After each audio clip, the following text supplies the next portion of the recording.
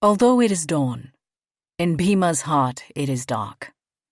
Even as the first light of the day filters in through the crack where the tin roof meets the horizontal planks of the hovel, she makes no move to get up from the mattress on the mud floor. There is no need. It has been 3 days since she has carried her meager possessions out of Seradubash's house.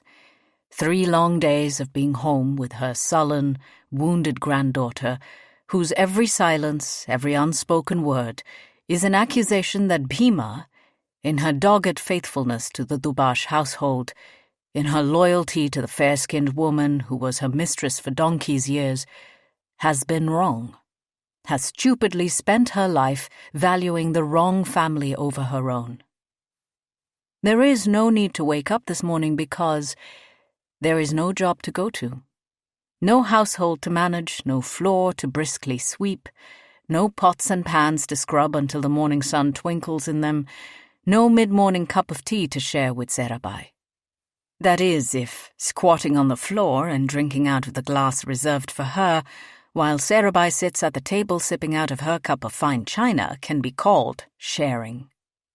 But as she lies awake with her eyes wide open, tracing the morning light as it moves across her shabby one-room hut like a finger moving slowly across the written page, Bhima's heart aches at the thought of those days spent in Serabai's quiet, luxurious apartment with its air conditioners and ceiling fans, its running water and toilets that flush.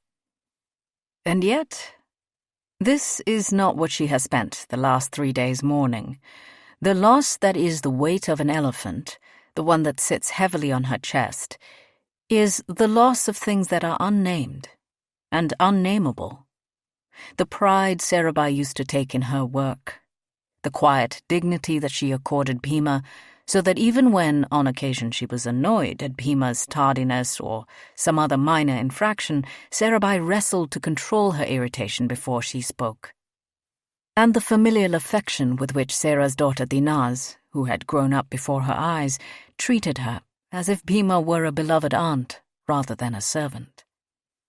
Bhima's like family to us, she'd often overheard Serabai say to her friends, and even though Bhima choked a bit on the qualifier, she was smart enough to appreciate the sheer good luck of serving a family this generous, of a mistress who was willing to incur the ridicule and even the outrage of her friends by making such a declaration.